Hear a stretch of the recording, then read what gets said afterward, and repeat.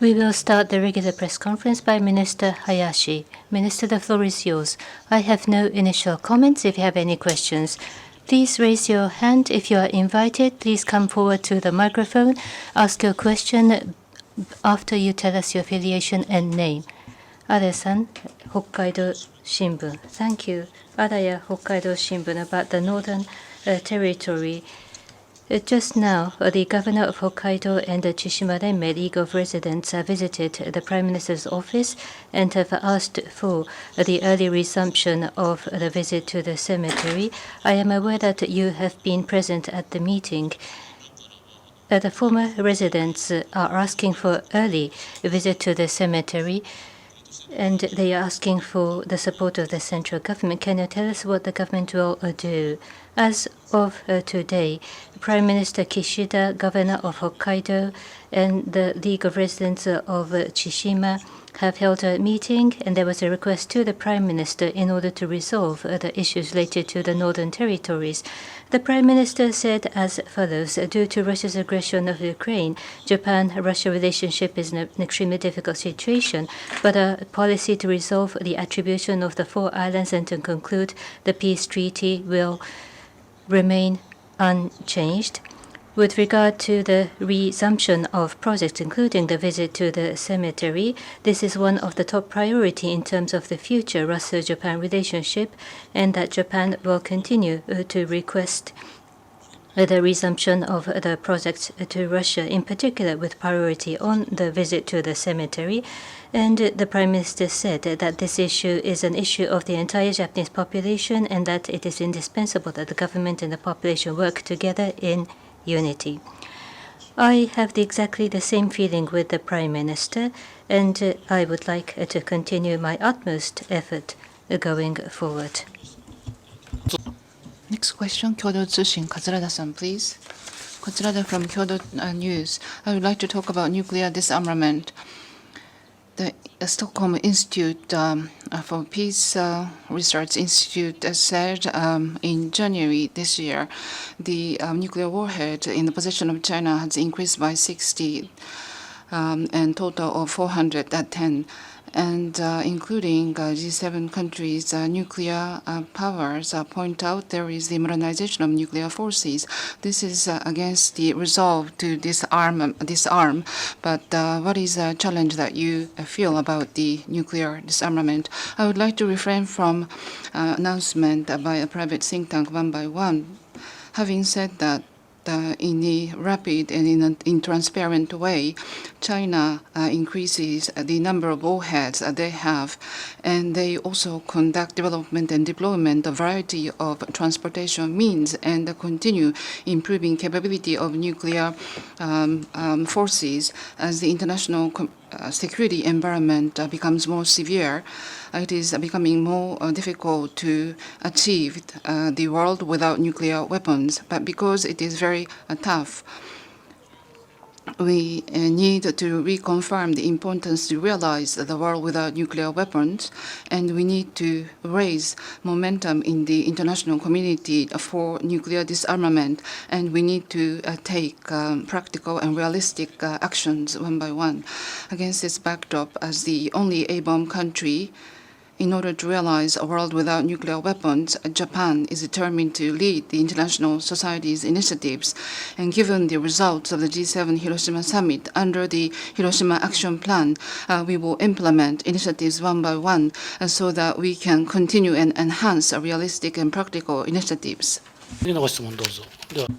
Next question, Pan Orient News, Mr. Azhari. Thank you, Azhari, Pan Orient News, Arab News, Japan. Prime Minister Kishida reportedly plans to visit Arab countries in the Middle East next month. Although it's not officially announced, it marks the first visit by the Prime Minister after the G7. What is Japan's political approach toward that region, Arab and Middle East, which provides nearly 100% of Japan's imported oil, crude oil? China made a breakthrough recently, a role to reconcile between Saudi Arabia and Iran. Is Japan planning any similar breakthrough in the region? Thank you. Indeed, with regard to Prime Minister Kishida's schedule to visit foreign countries, nothing has been decided. Having said that, the oil-producing states of the Middle East and Japan have established a long-standing friendly relationship in the more recent years. Not only are we cooperating in the traditional energy area, but we are working in a comprehensive relationship in extensive areas, including clean energy such as ammonia and industrial diversification. These were the points also discussed at my meeting with His Highness Sheikh Abdullah yesterday. Regarding the normalization of diplomatic relationship between Iran and Saudi Arabia recently announced, this is a result of the accumulation of diplomatic efforts by various countries, and I appreciate that the agreement has been achieved. Japan will continue to further strengthen our relationship with the Middle East state, critical in terms of our energy security. Next question, please. Yomiuri Shimbun, Yoda-san, please. Yomiuri, Yoda is my name. U.S. withdrew from UNESCO, and this is my question. The other day, the U.S. informed to the UNESCO side to return to UNESCO. What is the take of the Japanese government about this?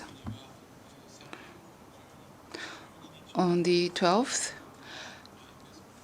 we welcome the announcement by the U.S. that they will return to UNESCO, as there are mounting issues that shake the international order. UNESCO is playing even more important roles in education, science, and culture. Against this backdrop, for UNESCO to take these actions actively and effectively, the return of the U.S. UNESCO plays an extremely important significance, so that U.S. will return to UNESCO as early as possible. Japan has taken active diplomatic efforts, and we would like to continue to take leading roles. Next question, please. Tanaka-san, GG Press. Tanaka, Gigi, thank you very much. Former U.S. President Mr. Trump has held classified documents and has been charged. According to the charges, the documents include information about potential weakness of allies or about the weapons and defense capability of respective countries. And whether information about Japan was included, are you aware or not? And if the information of allies are controlled in this careless manner, this will be a risk to Japan. What is your observation? This is a matter related to domestic lawsuit of other countries, and I will refrain from commenting on each and every piece of relevant information. Having said that, in general, the information management related to diplomatic exchanges between Japan and the U.S. are conducted appropriately on both sides of U.S. and Japan. Next question, please. Reuters, Murakami-san, please. Murakami from Reuters. Japan, America, the Philippines say that they are going to newly set up a high-level government consultation framework to enhance security coordination. Why is it important to coordinate with the U.S. and the Philippines, and how the Japanese government want to enhance the trilateral relations among Japan, U.S., and the Philippines as the Japanese government? In order to have peace, security, prosperity in the region, it is very important to cooperate with various countries where we share values and principles. Things have not been decided, but in February, Japan-Philippines summit meeting, both leaders concurred to start consideration to enhance cooperation between Japan and the Philippines on security areas. As the international community faces a historic turning point, in order to maintain and enhance international orders, which is free and open based on the rule of law, Japan intends to enhance collaboration with the Philippines by communicating with the U.S. Thank you. Lastly, IWJ, Nakamoto IWJ, this is about Ukraine. June the 6th, the Washington Post has reported that the U.S. had intelligence of a detailed Ukrainian plan to attack a Nord Stream pipeline. It also reported that as of June last year, CIA has shared this information with Europe, this was a breakthrough news. If this is true, the Ukrainian forces have engaged in terrorist activities and criminal activities, and without stopping, Ukraine has asked for the responsibility of Russia, and the US government and European countries have condoned, and there will be a question about the legitimacy of Japan supporting Ukraine. What is your observation, Minister Hayashi, and whether Japan also knew about this information prior to the situation? Regarding this case, which happened on a critical infrastructure, which is a pipeline for natural gas, I am taking careful observation with concern with regard to energy security and potential impact onto the environment of the surrounding waters. With regard to the cause, I am aware that relevant countries are continuing the investigation, and I would like to refrain from commenting on each and every piece of media report. So this is the end of the press conference. Thank you very much.